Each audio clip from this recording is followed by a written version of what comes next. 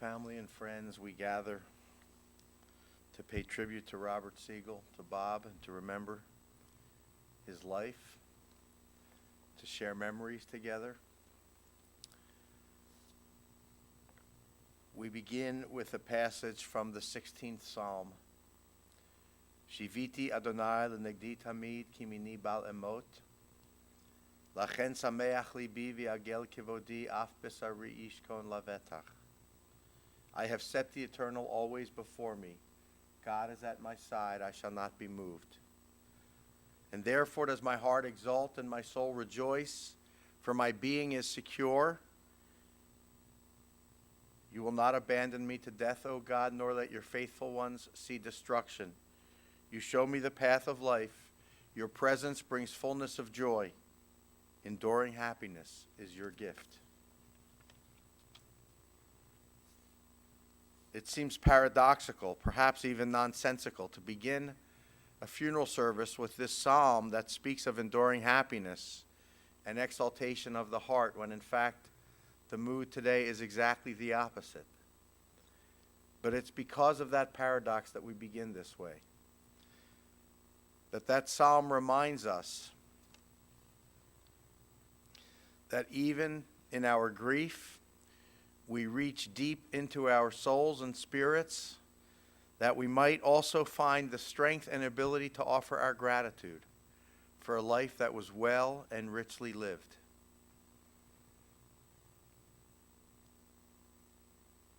In the face of death, we ask the eternal questions that we've been asking since the beginning of time.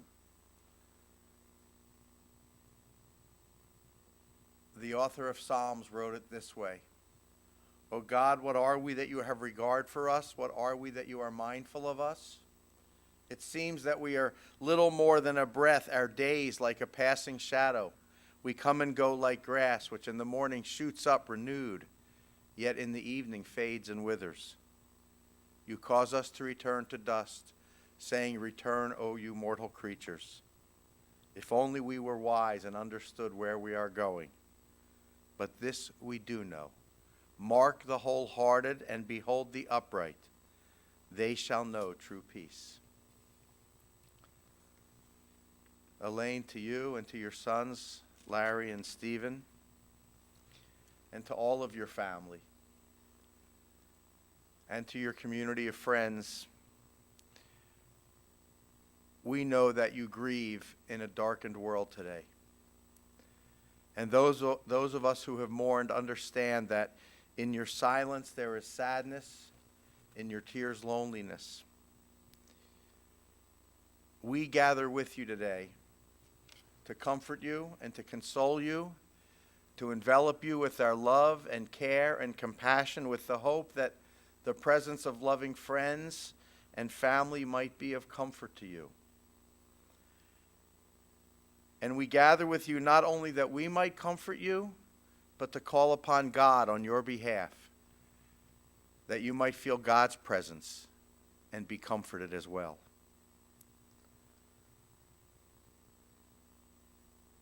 In his life, Bob had a love for all of you, which death does not and cannot sever. That love continues in your hearts.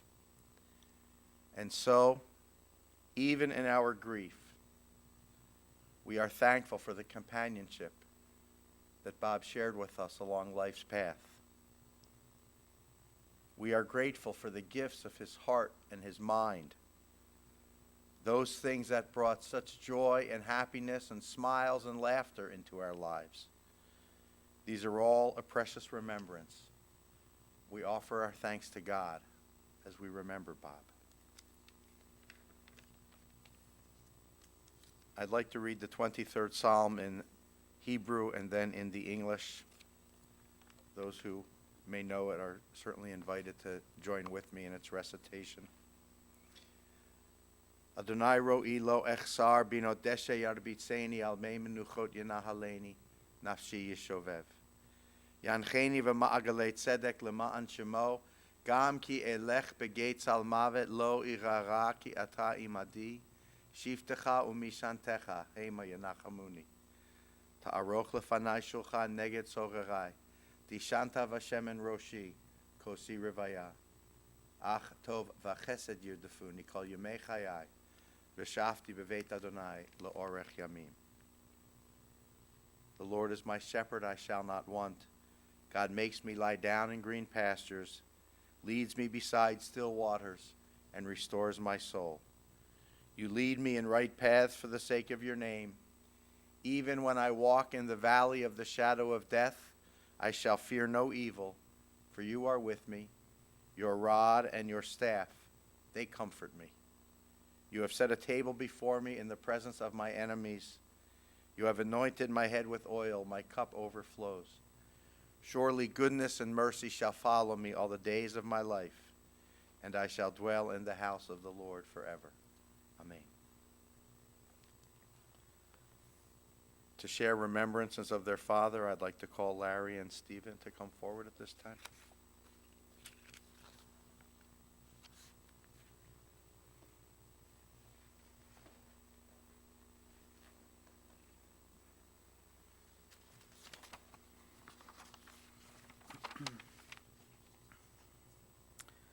If you look out at all the things that my father accomplished over his lifetime, you could easily be intimidated and wonder how someone of such achievement would present himself. A truly remarkable aspect of this great man's life was his humble and generous demeanor. In 1996, Dad received the Max Jakob Award, the highest honor in his profession. At the ceremony in Baltimore, I saw two striking things. First, the large community of scientists and engineers who were so excited to see him and share their congratulations and appreciation. And second, the beaming energy that my dad had while in this great moment in his career to introduce me to them and to tell them all about his pride in me and my accomplishments. I was thinking, no, Dad, this is your day. But I could see how much it meant to him to share the happiness of the day and to honor others. It's also interesting to look at his professional career in the context of other exciting things going on in his life. Dad invented the drop tower to explore zero-gravity bubble formation the year I was born, when he was only 30 years old. How about that for multitasking? In 2011, the theory developed in the pioneering work he did in 1957 was confirmed by a series of experiments conducted on the International Space Station. It only took 54 years to prove it. Painting, piano, gardening, science, Dad had genuine curiosity and creativity, and whatever he pursued, he did it with attention to quality and the drive to do things well. When Mom and Dad realized that their interest in ballroom dance had surpassed the training available in Cleveland, Dad did some exploring and concluded that they should go to London and receive formal training. Eventually, after multiple trips with intensive effort, they became associates of the Imperial Society of Teachers of Dancing. As dance teachers, they sought to make it fun, but full of accurate content, and their students often progressed at a rate they had not anticipated. I always admired how through dancing, my parents developed a broad array of friendships. Over 66 years of marriage, Mom and Dad always took care of each other and shared interests. Being with Mom was so important to him that in recent months, they didn't just shop together, he even scheduled simultaneous dentist appointments. My dad made sure that he and my mom were members and supporters of just about every museum and charity in town. Yes, we're talking charter members of the Rock and Roll Hall of Fame. It came in handy when we visited, and for as many times as they went to all of these places, Emily and Lillian could probably get jobs as docents at this point if they wanted. Starting with our very first dinner together, my parents were big supporters of my wife, Pat, and as our family grew, Dad enjoyed many visits and trips with grandchildren and was very proud of them at every turn as they grew from babies to adults. He appreciated the many kindnesses of Elaine's family, took comfort in the full lives of his brother's daughters, and enjoyed following the adventures of Pat's parents. He even befriended the squirrels and chipmunks in the neighborhood with gifts of peanuts, and as he explained to me, I give them no salt peanuts because I don't want them to get high blood pressure. He lived life fully, and now he must live on inside of all of us. I try to live his many lessons every day. May his memory be a blessing.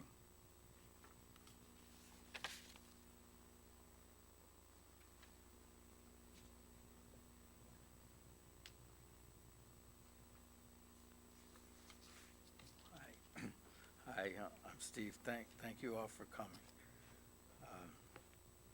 I've always heard that the greatest gift a father can give his sons is to deeply love their mother. My father gave Larry and I this valuable, precious jewel. My father honored and always protected my mom. He had clever and witty moments. And when I got married, he said, "Steve, I'm glad you're getting married because married men live longer. At least it seems that way."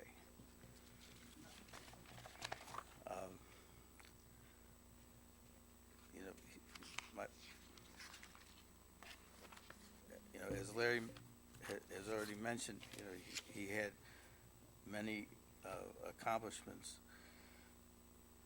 Dad graduated from MIT in 1953 and worked in General Electric in Schenectady, where I was born, and he worked at NASA from 1955 to 1999.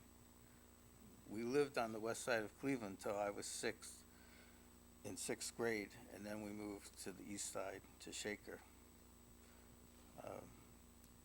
He developed the world's first drop tower in 1957, and as Larry said, he studied boiling water in zero-gravity environment using drop towers and cameras.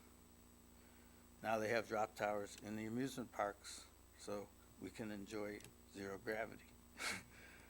He wrote the textbook Thermal Radiation Heat Transfer, which was published in 1972. As Larry said, he received numerous awards, becoming a fellow of the American Society of Mechanical Engineers in 1970.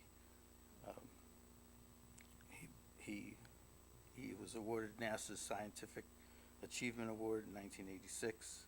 He became a fellow of the American Institute of Aeronautics and Astronautics. He had many interests, including oil painting, piano playing, and then dancing. He always appreciated classical music, and we always listened to classical music, but he became a rock and roll fan when he started dancing and joined the Rock and Roll Hall of Fame, as Larry said.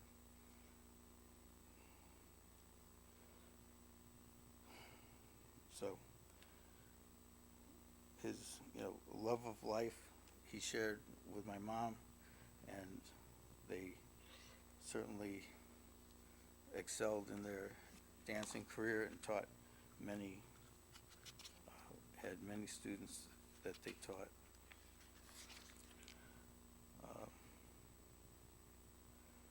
So I just wanted to, again, thank everybody for coming, and just appreciate your coming and for everything that my father has done. Thank you again.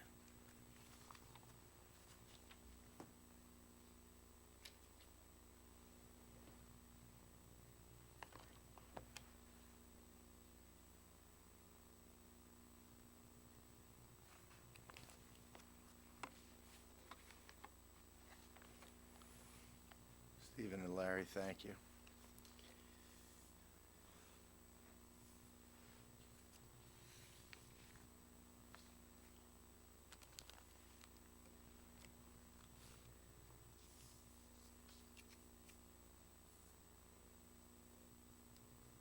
In truth, it would be hard to overstate Bob's brilliance.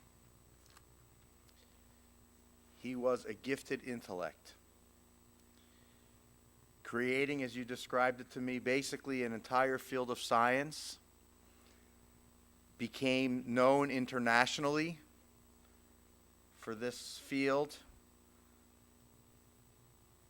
After we met last night, I looked him up online and found the NASA website where he is described as a giant of heat transfer. That doesn't mean much to me, but it was clear from the number of awards listed that he received in his little bio on this NASA website that much of this, what we know as the space program, simply wouldn't have existed and wouldn't have happened without Bob and his curiosity and his research and his science. His undergraduate education was interrupted by Army service, where he was recognized as not being your average soldier, and so he was moved into a position with radio intelligence. After serving our country, he returned to finish his undergraduate degree, his master's degree, and then to MIT for a Doctor of Science, which he finished in 2 years.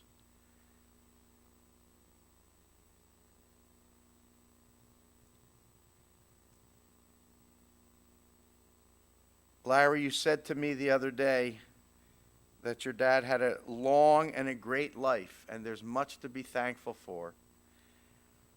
And all of that makes it hard to say goodbye. And that's the bittersweet reality of this day. Whenever death comes, it is difficult and sad for a family, and there's a special added poignancy when it comes at this time of year, just at the cusp of a new year.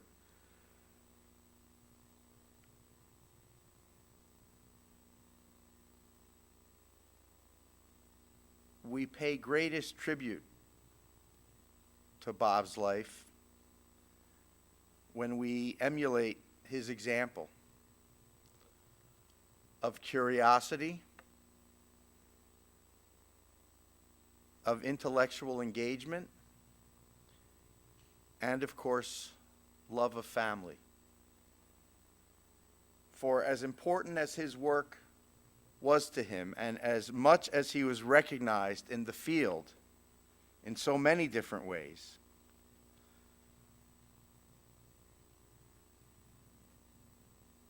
what was most important was his family. Elaine, you and Bob were married for 66 years. You danced your way through much of that marriage. What a wonderful way to enjoy each other. And you didn't just dance a little.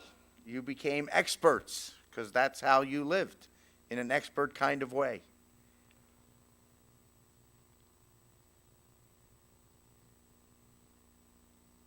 One of the terms in Jewish tradition for a spouse is an ezer kenegdo. It's an interesting and curious phrase. Ezer, that's the easy part. It means a helper, a supporter. But kenegdo means kind of up and against someone. So it's a supporter who is up and against you. What does that mean? It means that sometimes the best spouse is one who not only supports and encourages, but who pushes a little, and who helps a person become the very best that they could be, and helps them achieve their dreams and their goals. And we don't do that through passivity, but we do that through active encouragement. And that's the kind of relationship that you had with each other, and you encouraged one another, and you modeled that behavior for your children, for your sons, and they in turn created their own families. Children are our investment in the future, grandchildren, the return on that investment. And how wealthy Bob and Elaine are with 4 grandchildren.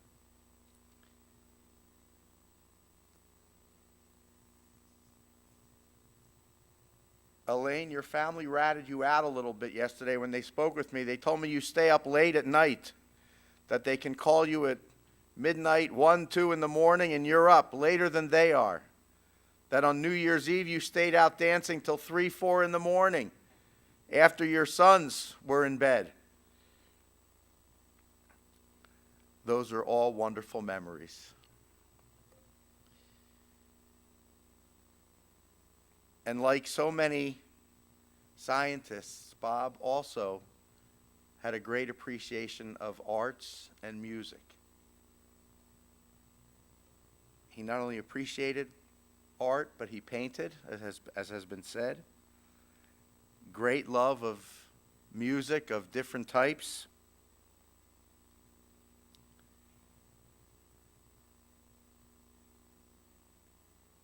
And all of that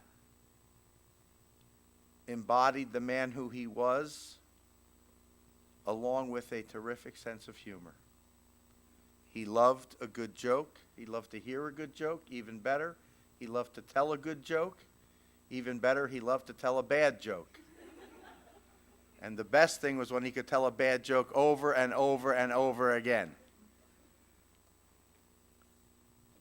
I thought that was a rabbinic trait. Apparently it runs in the sciences as well.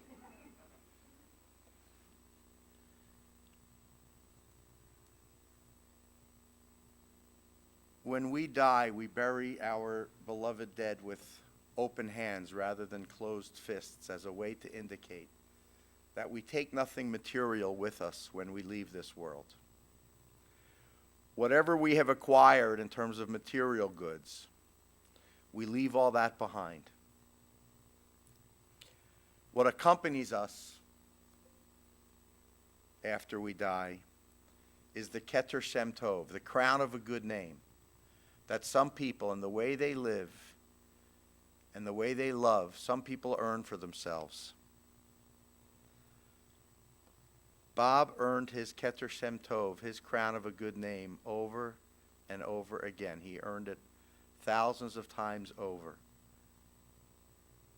In the love he shared, in the things that he did for others. And now the crown of his good name is bequeathed to all of you. And you wear his crown and carry it into the future with every kind deed you do for another person, especially one in need. And you wear his crown and carry it into the future with every new learning that you acquire, with every time you exercise your mind and curiosity and learn something new and figure out something new.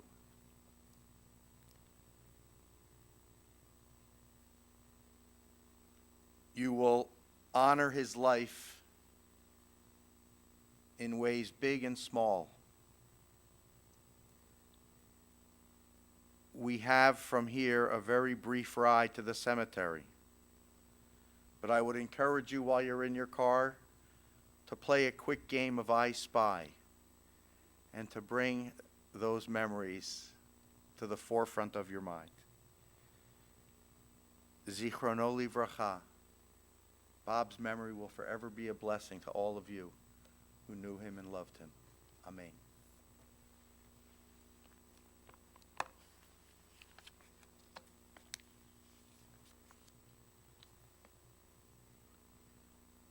For everything there is a season and a time for every experience.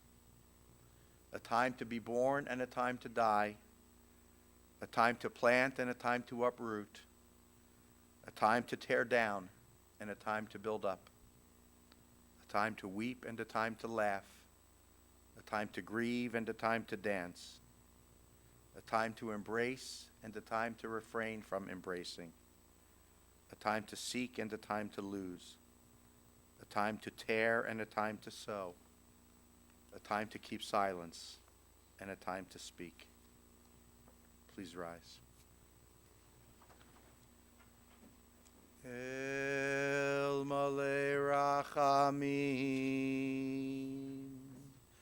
Shochein Bamromim Hamtzei Menucha Nechona Tachat Kanfei Hashchina Im Kedoshim Utehorim Kizohar Harakia Mazhirim Et Nishmat Ruvain ben Moshe שהלך לעולמו, בגן עדן תהא מנוחתו, אנא בעל הרחמים, הסתירהו בסתר כנפיך לעולמים, ויצרור בצרור החיים את נשמתו. אדוני הוא נחלתו, וינוח בשלום על משכבו, ונאמר Amen. Compassionate God, eternal Spirit of the universe, grant perfect rest in your sheltering presence to Ruvain ben Moshe, to Robert Siegel, for he has now entered eternity. O God of mercy, we pray, may Bob find refuge in your eternal presence, and may his soul be bound up in the bond of everlasting life. God is his inheritance, and let us all say, Amen. Please be seated.